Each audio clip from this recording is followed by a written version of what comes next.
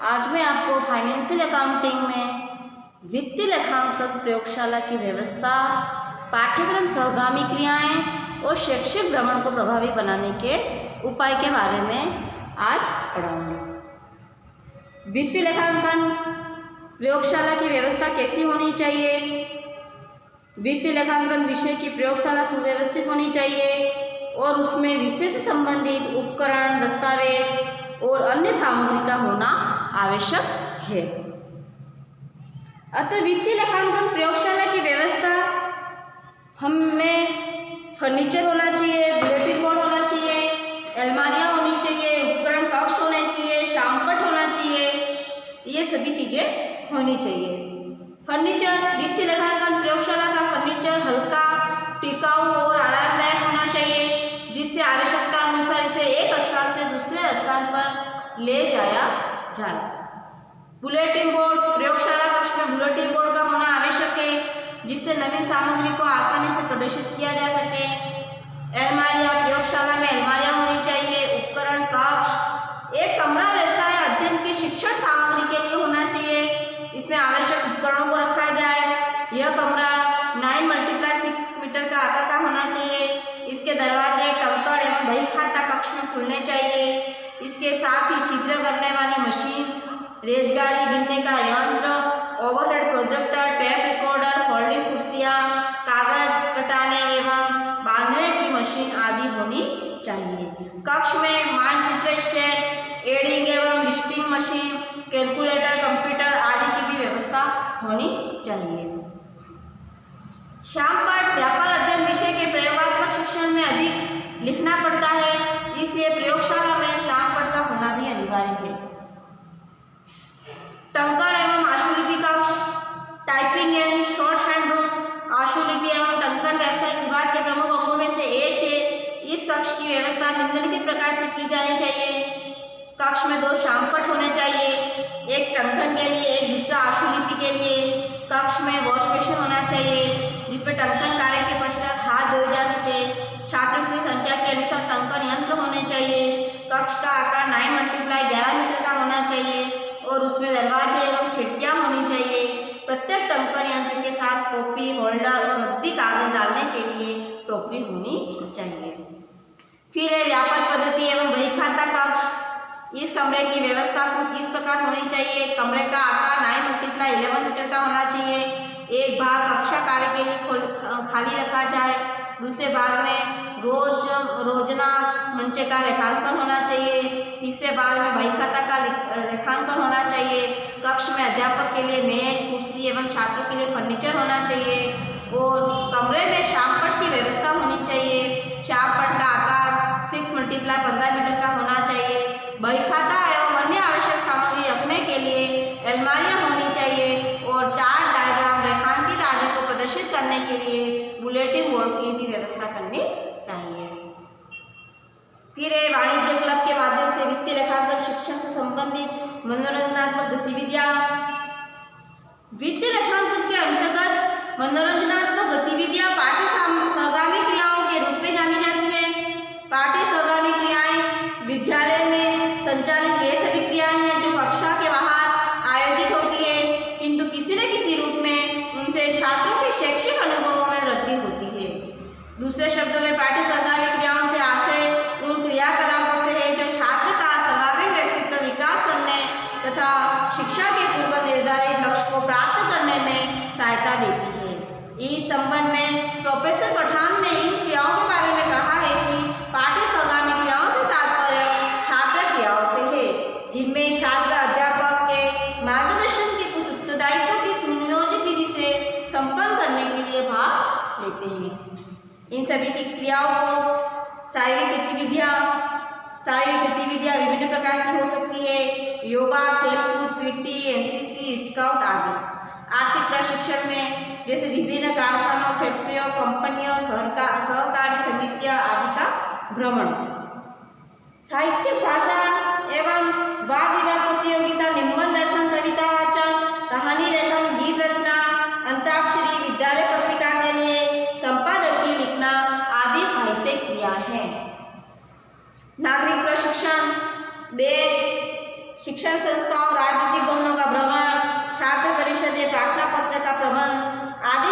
प्रशिक्षण संबंधी क्रियाओं के अंतर्गत आते हैं। फिर है मानसिक गतिविधियाँ, चित्रों या कथाओं के शीर्षक निकालना, समस्या ढूंढकर हल निकालना, सामान्य ज्ञान प्रतियोगिता, कहानी, निबंध प्रतियोगिता, सुलेख एवं इमला प्रतियोगिता आदि मानसिक गतिविधियाँ।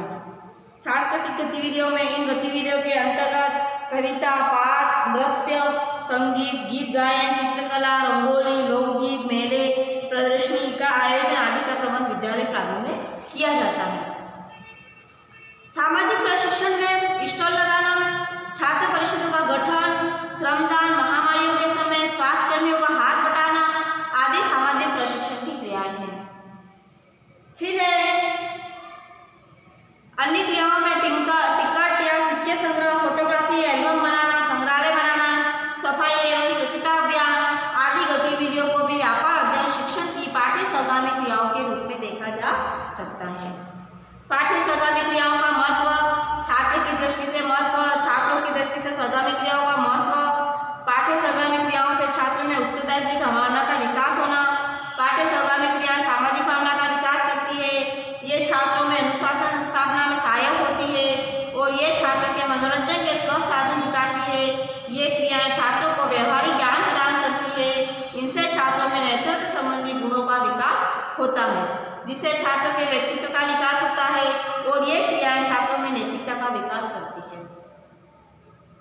फिर है प्रशासकों और अध्यापकों की दृष्टि से महत्व। इनके द्वारा अध्यापक को शिक्षा में पहल करने का अवसर प्राप्त होता है। इन क्रियाओं से विद्यालय छात्रों को आकर्षित करने में सफल होता है और ये क्रियाएं शिक्षण कार्य को सरल एवं प्रभावी बनाती है और ये छात्रों की अंतर्निहित शक्तियों की पहचान करने में सहायक होती है। ये शिक्षा के उद्देश्यों की प्राप्ति में सहायक होती है और छात्रों के निर्देशन के लिए उत्तम माध्यम सिद्ध होती है। समाज एवं राष्ट्र की दृष्टि से महत्व। इनके द्वारा समाज को विद्यालय की गतिविधियों की जानकारी प्राप्त होती है। इनसे जनसंपर्क स्थापित करने में सरलता होती है और ये समाज की सभ्यता एवं संस्कृति की भी शिक्षा देती है। ये क्रियाएं सामाजिक मूल्यों का विकास करती है और देशभक्ति तथा राष्ट्रीय एकता का पाठ पढ़ाती है। प्रजातांत्रिक मूल्यों का विकास करती है। फिर है वित्तीय लेखांकन के शिक्षण हेतु पाठ्यक्रम सहगामी क्रियाएं। पाठ्यक्रम सहगामी क्रियाओं की सहायता से वित्तीय लेखांकन विषय के छात्र को इस विषय से संबंधित अन्य प्रकार की जानकारियां सहज, स्वाभाविक तथा व्यवहारिक रूप से प्रदान की जा सकती है। इन क्रियाओं के माध्यम से शिक्षण को सरल, आकर्षक बनाया जा सकता है। वित्तीय लेखांकन शिक्षण को प्रभावी बनाने के लिए हमें विभिन्न सहगामी क्रियाएं अधिक से अधिक सहायक सिद्ध हो सकती है। वाणिज्य क्लब विद्यार्थियों को वाणिज्य विषय का विस्तृत तथा व्यवहारिक ज्ञान प्रदान करने हेतु वाणिज्य क्लब की स्थापना की जा सकती है। इस क्लब में समय समय पर देश एवं समाज की प्रगति अथवा समस्याओं पर चर्चा की जा सकती है अथवा चित्र प्रदर्शनी, पोस्टर प्रदर्शनी आदि के द्वारा छात्रों में आर्थिक चेतना उत्पन्न की जा सकती है। बाल चेक या बचत बैंक छात्रों में बचत की आदत डालने तथा सहकारिता की भावना का विकास करने हेतु विद्यालय में बचत बैंक की स्थापना की जा सकती है, जिसे छात्र निश्चित रूप से बैंकों की कार्य प्रणाली के संबंध में सही, विस्तृत तथा व्यवहारिक जानकारी प्राप्त कर सकते हैं और इसके साथ ही इसमें छोटी छोटी बचत करने की आदत का विकास भी हो जाता है। वाणिज्य परिषद, विद्यालय में स्थापित कला परिषद या विज्ञान परिषद आदि के समान ही वाणिज्य परिषद का गठन भी किया जा सकता है। इस परिषद द्वारा अनेक तत्व संबंधी क्रियाओं का संचालन कर वाणिज्य शिक्षण को सरल, प्रभावी बनाया जा सकता है। अच्छा यह होगा कि इस परिषद का अपना एक विधान हो तथा विधान के अनुसार ही इसका गठन हो और साथ ही परिषद विभिन्न सहगामी क्रियाओं का नियोजित ढंग से संचालन करे। फिर है पर्यवेक्षण एवं भ्रमण। छात्रों को वास्तविक ज्ञान प्रदान करने हेतु आवश्यक है कि इनमें विभिन्न व्यावसायिक प्रतिष्ठानों, कारखानों, आर्थिक फर्मों, कंपनियों, उपभोक्ता भंडारों, सरकारी समितियों, बीमा प्रतिष्ठानों और बैंक, डाकघर आदि का भ्रमण कराया जाए। इस भ्रमण के द्वारा छात्रों को व्यवहारिक जीवन का बोध होगा। फिर है उपभोक्ता सहकारी भंडार। सहकारिता के सिद्धांतों के आधार पर विद्यालय प्रांगण में उपभोक्ता भंडार स्थापित किया जा सकता है, जिसे छात्रों के लिए उपयोगी वस्तुएं, पुस्तक, पेन, कॉपी, पेंसिल, कैलकुलेटर, कागज, रजिस्टर आदि छात्रों द्वारा ही विक्रय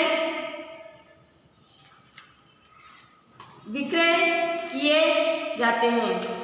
भंडार का संचालन व्यापार अध्ययन शिक्षक की देखरेख में छात्रों द्वारा किया जाए और भंडार के लिए सामग्री का क्रय विक्रय, हिसाब किताब रखना, हानि लाभ का विवरण तैयार करना और लाभांश वितरित करना आदि सभी कार्य छात्रों द्वारा ही किए जाते हैं।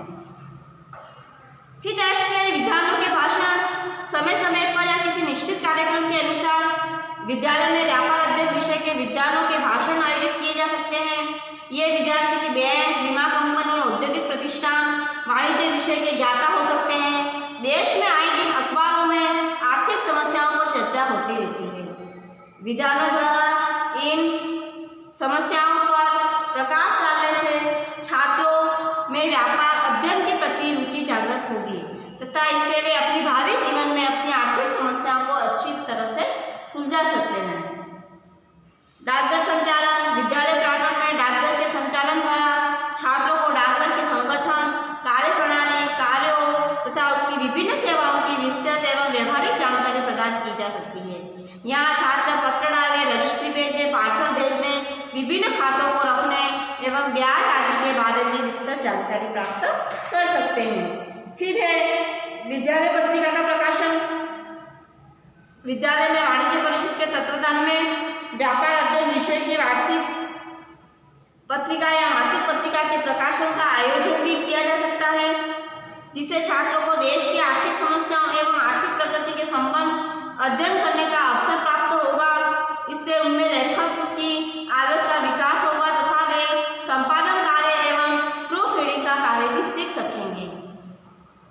पुस्तक बीमा योजना। छात्रों को बीमा संबंधी ज्ञान प्रदान करने हेतु विद्यालय में पुस्तक बीमा योजना लागू की जा सकती है। इस योजना के माध्यम से छात्र बीमा संबंधी विभिन्न गतिविधियों का ज्ञान प्राप्त कर सकते हैं, जिससे छात्रों को ज्ञात होगा कि बीमा संबंधी विभिन्न प्रपत्र एवं रजिस्टर कौन कौन से होते हैं, बीमा कैसे लिया जाता है, कैसे किया जाता है, इससे क्या लाभ है तथा क्षतिपूर्ति किस प्रकार होती है। वाणिज्य विषय प्रतियोगिता में समय समय पर विद्यालय में वाणिज्य विषय से संबंधित निम्नलिखित प्रतियोगिता का आयोजन कर सकते हैं, जिससे छात्रों में व्यापार अध्ययन विषय की समझ का विकास हो। टंकन प्रतियोगिता, आशुलिपि प्रतियोगिता, डाक टिकट या सिक्का संग्रह प्रतियोगिता, कैश बुक तैयारी प्रतियोगिता, निबंध लेखन प्रतियोगिता, वाद विवाद प्रतियोगिता और एल्बम प्रतियोगिता, स्क्रैप बुक। प्रिय कार्य। व्यापार अध्ययन शिक्षण में छात्रों को अत्यंत प्रिय लगने वाले एवं रुचिपूर्ण कार्यों का भी महत्वपूर्ण स्थान है। प्रिय कार्य जहाँ एक और आनंद प्राप्ति के साधन है, वहीं वे समय का सदुपयोग करना भी सिखाते हैं। कुछ प्रिय कार्यों को करने से छात्रों को श्रेष्ठ उत्पादक एवं कारीगर बनने में भी सहायता मिलेगी। ये प्रिय कार्य छात्रों में साधन जुटाने की शक्ति का भी विकास करते हैं। कार्यगोष्ठी तथा सेमिनार। किसी विशिष्ट अवसर पर या किसी निश्चित कार्यक्रम के अंतर्गत विद्यालय में व्यापार अध्ययन विषय पर कार्यगोष्ठी, कार्यशाला या कोई सेमिनार आयोजित की जा सकती है, जिससे छात्र तथा अन्य विद्वान व्यापार अध्ययन विषय पर प्रशिक्षण कार्यक्रम आयोजित कर सकते हैं। फिर है वाणिज्य मेला और प्रदर्शनी। वाणिज्य मेला वाणिज्य प्रदर्शनी का ही वृहद रूप है। इसका आयोजन जिला स्तर अथवा संभागीय स्तर पर माध्यमिक विद्यालयों के लिए होता है। इसमें विद्यालयों के वाणिज्य क्लब द्वारा निर्मित यंत्रों, चार्टों, प्रतिदर्शों, उपकरणों, स्वचालित प्रतिदर्शों आदि का प्रदर्शन किया जाता है। वाणिज्य मेला एवं प्रदर्शनी को आरंभ करने से पूर्व निर्धारित तिथि एवं उसके स्थान की सूचना सभी विद्यालयों में प्रसारित की जाती है और इसका अधिक से अधिक प्रचार किया जाता है, ताकि अच्छी तैयारी करके विद्यालय अपनी सर्वोत्तम सामग्री को प्रदर्शन के लिए भेज सके। मेले की अवधि में स्थानीय विद्यालयों के छात्रों को प्रदर्शनी दिखाने की व्यवस्था की जाती है और अंत में गुणात्मकता के आधार पर विद्यालयों एवं व्यक्तिगत छात्रों को पुरस्कृत किया जाता है। वाणिज्य के अध्ययन को अत्यधिक रुचिपूर्ण एवं उपयोगी बनाने के लिए विद्यालय में प्रदर्शनी एवं मेले का आयोजन करना चाहिए। विद्यालय स्तर पर छात्रों की वाणिज्य में रुचि जागृत करने का एक सशक्त माध्यम है। वाणिज्य क्लब जहां एक और वर्ष पर कार्य करते हैं, वहीं वाणिज्य प्रदर्शनी मेला वर्ष में 1 या 2 अवसरों पर आयोजित किया जाता है। प्रदर्शनी किसी एक विषय पर आयोजित की जा सकती है। इसको आयोजन में बहुत श्रम एवं स्रोतों की आवश्यकता होती है। आज के वैज्ञानिक युग में छात्रों, उनके अभिभावकों तथा जनसाधारण को वाणिज्य परिचित कराने में दृष्टिगोचर से भी वाणिज्य प्रदर्शनी एक सफल साधन है। राज्य स्तरीय वाणिज्य मेलों के अंतर्गत राज्य के विभिन्न विद्यालयों को वाणिज्य संबंधी अपनी उपलब्धियां तथा कार्यक्रमों को प्रस्तुत करने का अवसर देना चाहिए। मेले का वास्तविक आकर्षण इन विद्यालयों द्वारा प्रदर्शनी का आयोजन है। वाणिज्य प्रदर्शनी वाणिज्य मेले के आयोजन का एक आकर्षक तथा आवश्यक अंग है और वाणिज्य प्रदर्शनी की व्यवस्था शिक्षक की देखरेख में छात्रों द्वारा ही होनी चाहिए। इससे छात्रों में आत्मविश्वास, स्वाभिमान एवं आत्मसम्मान की भावना जागृत होती है। वाणिज्य प्रदर्शनी के माध्यम से वाणिज्य संबंधी फिल्म, सूचनाएं, चित्र, प्रतिदर्श, संग्रह की गई वस्तुओं के नमूने, नवीन जानकारी आदि का मेले में प्रदर्शन किया जा सकता है। वाणिज्य मेला प्रदर्शनियों को आयोजित करने के उद्देश्य वाणिज्य के प्रति सभी विद्यार्थियों की रुचि जागृत करना, व्यापार के आदर्शों एवं दैनिक जीवन में उनकी पहचान एवं उपयोग करना और छात्रों को नैतिकता एवं सदाचार के आधार पर कार्य करने की प्रेरणा देना, प्रतिभाओं की पहचान करना, छात्रों का मार्गदर्शन करना, छात्रों को वैज्ञानिक अभिरुचियों को अपनाने की प्रेरणा देना, छात्रों को प्रतिदर्श, चार्ट, चित्र, वास्तविक वस्तुओं के निर्माण के लिए प्रोत्साहित करना, जनसाधारण तथा छात्रों के अभिभावकों को विद्यालय में किए जाने वाले विभिन्न कार्यक्रमों एवं उपलब्धियों से परिचित कराना और उनको शिक्षक एवं छात्रों के निकट लाने का अवसर प्रदान करना, व्यवसाय के ज्ञान को बढ़ाने हेतु छात्रों को प्रोत्साहित करना, छात्रों की कक्षा अध्ययन के अतिरिक्त विस्तृत क्षेत्र में व्यावसायिक खोजों के प्रति रुचि उत्पन्न करना। वाणिज्य मेला प्रदर्शनी का संगठन, योजना, मेले प्रदर्शनी के लक्ष्य एवं उद्देश्य, प्रदर्शनी का क्षेत्र, विधि, वित्तीय व्यवस्था, स्थान, समय अवधि और अन्य सुविधाएं, कार्य का विभाजन करना, कार्य का संपादन करना, निष्कर्ष निकालना। फिर वाणिज्य मेला प्रदर्शनी के कार्यक्रम में वाणिज्य प्रदर्शनी के लिए निम्नलिखित कार्यों का आयोजन भी किया जा सकता है। छात्रों द्वारा निर्मित उपकरण एवं सामग्री, छात्रों द्वारा संग्रह किए हुए नमूने एवं विभिन्न पदार्थ, वाणिज्य के सिद्धांतों पर आधारित खिलौने, उपकरण तथा व्यक्तिगत एवं सामूहिक रूप से तैयार किए गए विभिन्न मॉडल, छात्रों द्वारा तैयार किए गए वाणिज्य से संबंधित विभिन्न चार्ट, चित्र एवं रेखाचित्र, छात्रों द्वारा वर्तमान उपकरणों में आवश्यक सुधार करके बनाए गए उन्नत उपकरण। फिर है सफल व्यावसायिकों की जीवनी, वाणिज्य के प्रमुख घटना चक्रों से संबंधित जानकारी, छात्रों द्वारा निर्मित दैनिक जीवन संबंधी विभिन्न आदर्शों का प्रदर्शन। वाणिज्य विषय पर आधारित अनुभवी व्यक्तियों की व्याख्याओं का आयोजन कराना, वाणिज्य की महत्वपूर्ण एवं रोचक इकाइयों पर वाद विवाद प्रतियोगिता का आयोजन करना और वाणिज्य विषय पर निबंध प्रतियोगिता का आयोजन करना, वाणिज्य विषय पर आधारित अच्छी पुस्तकों का प्रदर्शन करना, वाणिज्य विषयों को पढ़ाने हेतु उनसे संबंधित दृश्य श्रव्य सामग्री का प्रदर्शन करना और वाणिज्य विषय के किसी महत्वपूर्ण प्रकरण पर सामूहिक विचार गोष्ठी का आयोजन करना, वाणिज्य विषय से संबंधित पहलुओं एवं उद्धरणों का आयोजन करना, वित्तीय लेखांकन प्रतिदर्श, प्रतिरूप के लाभ, मॉडल्स, ये सभी इनके अंतर्गत आते हैं। फिर है खेल। वित्तीय लेखांकन की शिक्षा को रोचक बनाने के लिए तथा वित्तीय लेखांकन के नियमों का ठीक प्रकार से अभ्यास करने के लिए बही खाता से संबंधित खेलों तथा बुझारतों की अत्यधिक सहायता ली जा सकती है। इस प्रकार के अनेक खेल संबंधी रोचकता और भावना तो होनी चाहिए तथा साथ में वाणिज्य शिक्षा के भी उपयोगी अवसर होने चाहिए। ऐसे खेलों को छात्रों को खिलाया जा सकता है। वाणिज्य खेलों में व्यापार से संबंधित विभिन्न प्रकार के खेलों को सम्मिलित किया जाता है और इन सभी खेलों का प्रदर्शन अभिनय के माध्यम से किया जाता है। कोई लघु नाटक है, एकांकी, जिसमें छात्रों को व्यवसाय गतिविधियों के बारे में व्यापक जानकारी मिलती है। वाणिज्य नाटक का आशय उन गतिविधियों के संचालन एवं क्रियान्वयन से भी छात्रों को एक रंगमंच पर वाणिज्य संबंधी अवधारणा को स्पष्ट करने के लिए अभिनय करना पड़ता है। वाणिज्य नाटक के लाभ। वाणिज्य नाटक में छात्र शारीरिक एवं मानसिक रूप से क्रियाशील होता है। प्रत्येक विषय वस्तु का अधिगम स्तर उच्च बनता है। वाणिज्य नाटक के माध्यम से प्रमुख वाणिज्य संबंधी संबोधनों को रुचिपूर्ण ढंग से प्रस्तुत किया जा सकता है और वाणिज्य नाटक के प्रत्येक उपकरण में छात्रों की सहभागिता होती है।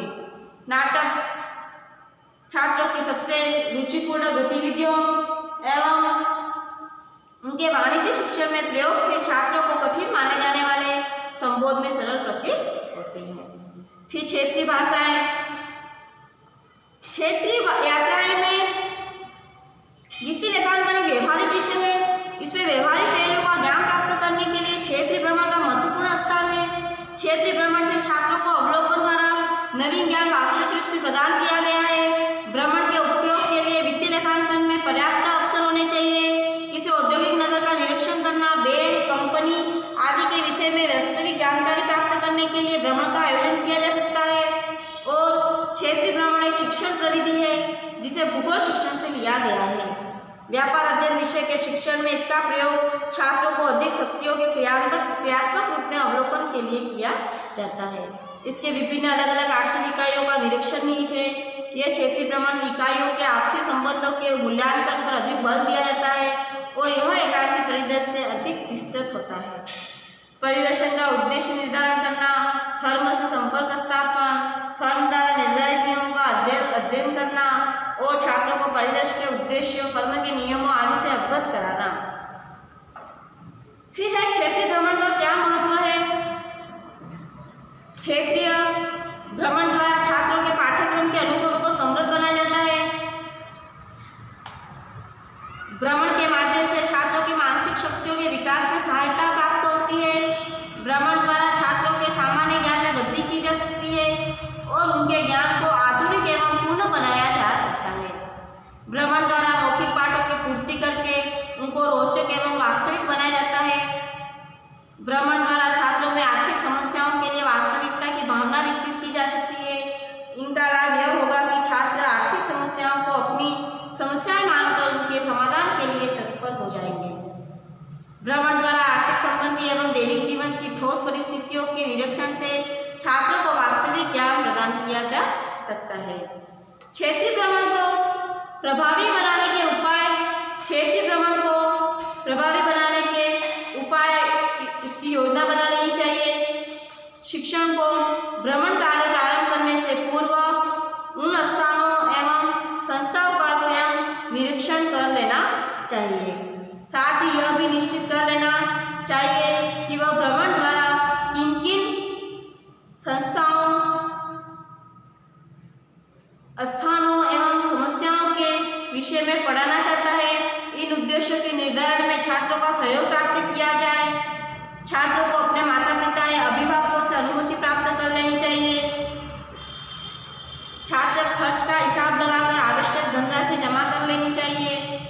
जब छात्र भ्रमण के लिए स्थान अथवा संस्थान का निरीक्षण कर रहे हों तब शिक्षक द्वारा उनका उपयुक्त ढंग से पंथ प्रदर्शन किया जाना चाहिए। उनको प्रश्नों द्वारा प्रत्येक वस्तु का संपूर्ण ज्ञान प्रदान करने का अवसर प्रयास करना चाहिए।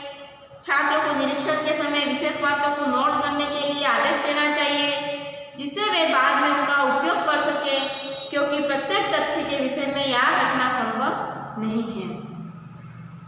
भ्रमण से वापस आने पर छात्रों के अनुभवों को क्रमबद्ध एवं पाठ से समन्वित किया जाना चाहिए। शिक्षक इस कार्य को स्पष्टीकरण, वर्णन, मित्रों को पत्र लिखवाकर एवं प्रतिवेदन तैयार कर पूर्ण करा सकता है। इसके पश्चात छात्रों से उस भ्रमण का पूर्ण वर्णन लिखवाया जाना चाहिए। हम कहाँ गए, किस दिन शैक्षिक भ्रमण किया, कहाँ किस स्थान पर गए, कब वापस आए, हर रोज का, हर दिन का प्रतिवेदन लिखकर हमें तैयार करना चाहिए। यह जानने के लिए कि भ्रमण से छात्रों ने क्या सीखा, भ्रमण के बाद पर्याप्त अनुवर्ती कार्य किया जाना चाहिए। इसके अंतर्गत छात्रों को चर्चा, वाद विवाद, विवेचन आदि के लिए भी अवसर प्रदान करने चाहिए। फिर नेक्स्ट है वित्तीय लेखांकन में शिक्षक कैसा होना चाहिए। फिर हमने पढ़ा पाठ्य संगामी क्रियाओं का महत्व के बारे में पढ़ा। छात्र की दृष्टि से महत्व, प्रशासकों, अध्यापकों की दृष्टि से महत्व, समाज एवं राष्ट्र की दृष्टि से महत्व।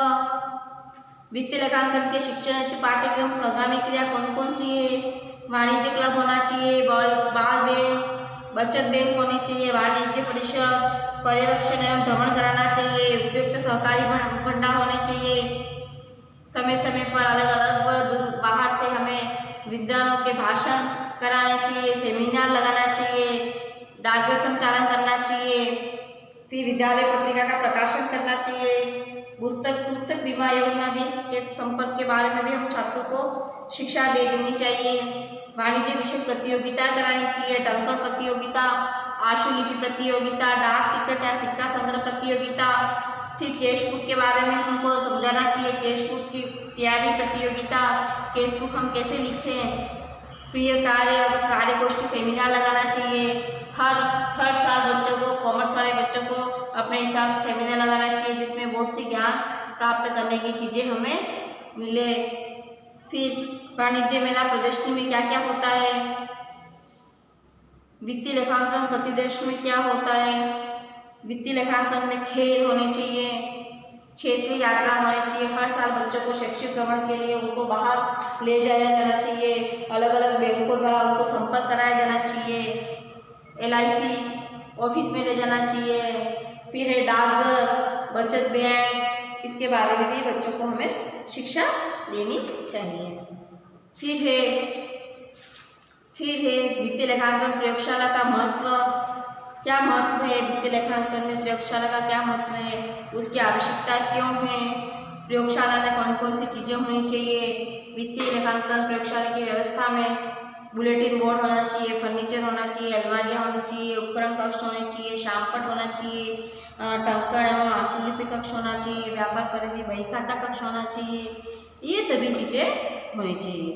फिर है शारीरिक गतिविधियाँ, वाणिज्य क्लब के माध्यम से भी वित्तीय लेखांकन शिक्षण से संबंधित मनोरंजनात्मक गतिविधियाँ भी हमें कराई जानी चाहिए। शारीरिक गतिविधियाँ में योगा, खेलकूद, PT, NCC, स्काउट्स। फिर आर्थिक प्रशिक्षण में जैसे विभिन्न कारखाने हैं, अलग अलग कारखानों के प्रति बच्चों को हमें बताना चाहिए। फैक्ट्रियाँ, अलग अलग कंपनियां हैं, इन कंपनियों से हमें क्या क्या फ़ायदा है, क्या क्या मुनाफा है, सब चीज़ें हमें उनको समझाया जाना चाहिए।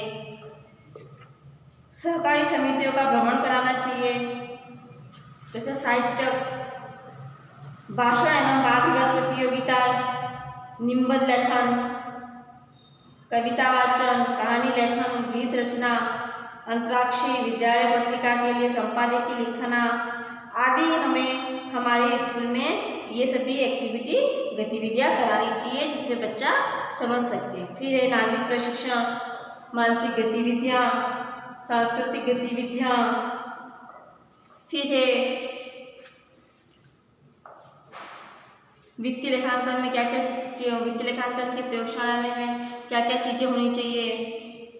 वित्तीय लेखांकन प्रयोगशाला प्रेरणादायक वातावरण होना चाहिए, वहाँ पर हमारे विद्यालय में एक प्रयोगशाला होनी चाहिए, इसमें बहुत सी चीज़ें होनी चाहिए। क्या क्या चीज़ें होनी चाहिए यही मैंने आपको बताया।